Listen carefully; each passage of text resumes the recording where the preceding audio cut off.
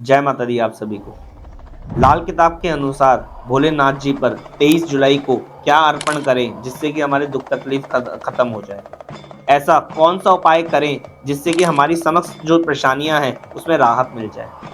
भोलेनाथ जी को तो आप जानते ही हैं, एक बार प्रसन्न हो गए तो कुछ भी करने को तैयार है। आपका लिखा हुआ बदल दे वो ताकत भोलेनाथ जी में है। यानी कि आपकी सभी समस्याएं और सभी चीज़ों का एक दुख तकलीफ को ख़त्म करने की ताकत हमारे भोलेनाथ जी रखते हैं। कहते हैं ना, ये आदि से अनंत है, यानी कि शुरुआत से लेकर आखिरी सब इन्हीं की महिमा है।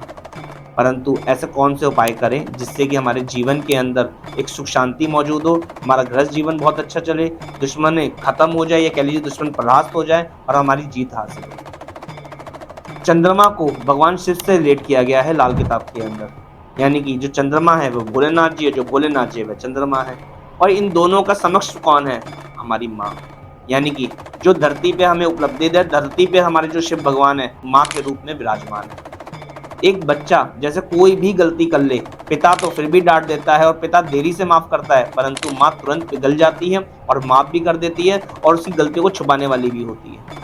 ऐसी होती हैं माएँ, जो गलतियों को ढक ले और राह जीने की राह सिखाए। ये है हमारे भोलेनाथ जी और ये है हमारी माँ। तो एक-एक करके हम बात करते हैं अपनी समस्याओं के बारे में कि कैसे हम अपनी समस्याओं को दूर कर सकते हैं 23 जुलाई को, और क्या अर्पण करें 23 जुलाई को जिससे कि हमारे जीवन में खुशहाली प्राप्त हो। ये मौका बार-बार नहीं आता दोस्तों। साल में 2 ही बार शिवरात्रि मनाई जाती है, एक महाशिवरात्रि और एक ये शिवरात्रि जो सावन महीने की है। तो ऐसी अवस्था के अंदर इस दिन यदि आप विशेष उपाय करते हैं तो आपको लाभ की प्राप्ति भी होगी और आपकी दिनचर्या के लिए आने वाला जीवन सुखमय व्यतीत होगा। यदि किसी का भय रहता हो, दुश्मनों ने आपको जकड़ रखा हो, दुश्मन छोड़ने का नाम ही नहीं ले रहे, उनसे आप भयभीत हो रहे हैं या उनसे लड़ाई झगड़े आपके चल रहे हैं, कोर्ट कचहरी के मामले आपके लगे हुए हैं, तो 23 जुलाई को एक विशेष उपाय करके चलें। जो भी लोग ऐसी समस्याओं से ग्रसित हैं, तो ऐसे में यदि आप सरसों का तेल भगवान शिव पे अर्पित करेंगे और ओम नमः शिवाय का जाप करते हुए ये शिव भगवान पे अर्पित करेंगे, तो आपके समक्ष दुश्मन जो है वह परास्त होंगे, दूर होंगे और आपसे ये कह लीजिए आपको उनसे निजात मिलेगा। दूसरा और विशेष उपाय उन लोगों के लिए जो लोग धन संचय करना चाहते हैं, धन की तरक्की करना चाहते हैं, उनका कोई रुका हुआ पैसा है जो आने का नाम नहीं ले रहा, जो फंसा हुआ है या कोई डील क्रैक नहीं हो रही है जिससे कि कामकाज बन नहीं पा रहे और जिससे पैसा नहीं आ पा रहा, यानी कि विशेष तौर पर पैसे का उपाय। उस दिन 23 जुलाई को आप भोलेनाथ जी पर शहद अर्पण करें और ओम नमः शिवाय का जाप करते हुए शहद अर्पण करें। ऐसे में आपके धन के रास्ते खुलेंगे और धन आपके घर में आएगा और जो बिगड़े काम है वह संवरेंगे आप। तीसरा और विशेष उपाय उन लोगों के लिए है जिनको पेट की खराबी, नसों की खराबी, बुद्धि में विकार, यानी कि सोचने समझने की क्षमता कम रहती है, भूल जाते हैं, दांतों में दर्द बना रहता है या कोई नसों की दिक्कत है, यानी कि एक कह लीजिए फ्रोजन शोल्डर हो जाना या यूँ कह लीजिए फ्रोजन मतलब कोई नस खराब हो जाना जिससे कि आप कामकाज करने में असमर्थ हो रहे हैं।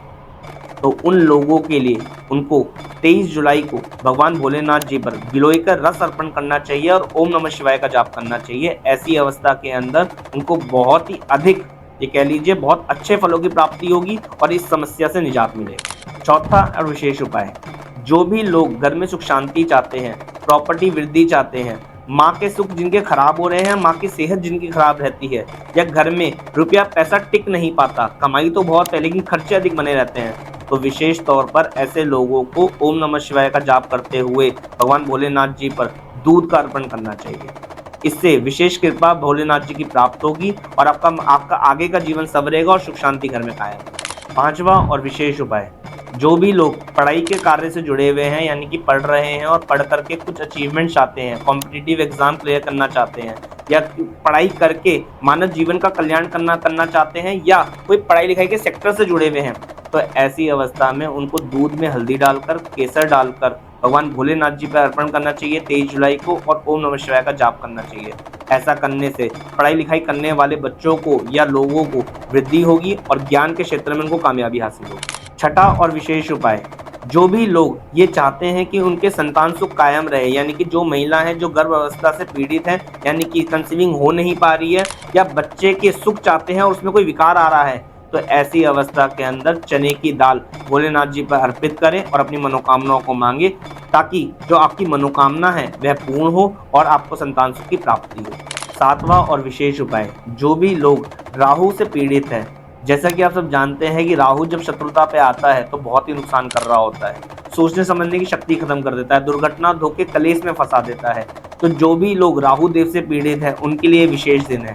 23 जुलाई को यदि वह नीले फूल जो ऑर्चिड के होते हैं वह भोलेनाथ जी पे अगर अर्पित करते हैं और अपने शत्रुओं के तरफ से मांगते हैं, राहु देव की शांति मांगते हैं, तो ऐसे में भोलेनाथ जी उनकी विशेष तौर पर सुनेंगे और उनके राहु देव बिल्कुल ठीक होते हुए आपको नजर आएंगे। आठवां और विशेष उपाय, जिन भी लोगों की घर गृहस्थी में खराबी चल रही हो, मियाँ बीबी के साथ मियाँ बीबी के जो संबंध है वह खराबी पे लगे हुए हो, एक दूसरे में अंडरस्टैंडिंग ना हो या दोनों में से किसी एक की तबीयत खराब रहती हो, तो ऐसी अवस्था के अंदर यदि आप 23 जुलाई को भोलेनाथ जी पर दही का अर्पण करते हैं और ओम नमः शिवाय का जाप करते रहते हैं अर्पण करते समय, तो ऐसे में गृहस्थ जीवन में सुख शांति बनेगी, मियाँ बीबी का जो जोड़ा है वो बहुत स्ट्रांग होगा और दोनों के आपसी तालमेल बहुत अच्छे बन जाएंगे। ये जानकारी और इन उपायों से आप अपनी समस्याओं को दूर कर सकते हैं और अपने जीवन के अंदर सुखमय जीवन व्यतीत कर सकते हैं और खुशियों की प्राप्ति कर सकते हैं। इन उपायों में से जो भी आपकी समस्या चल रही है उस क्षेत्र के अनुसार उसका उपाय मैंने आपको बता दिया है।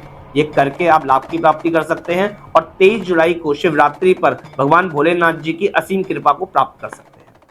जय माता। अगर ये जानकारी आपके लिए उपयोगी रही हो तो वीडियो को लाइक करें और चैनल को सब्सक्राइब जरूर करें ताकि आपको आगे भी ऐसे ही अपडेट्स मिलते रहें। यदि आप हमसे संपर्क करना चाहते हैं तो नीचे दिए गए नंबर पर कॉल या व्हाट्सएप कर सकते हैं। साथ ही हमारे सोशल मीडिया प्लेटफॉर्म्स पर भी हमसे जुड़ सकते हैं। लिंक आपको वीडियो के डिस्क्रिप्शन में मिल जाएगा। आपका समय देने के लिए धन्यवाद। फिर मुलाकात होगी अगले वीडियो में।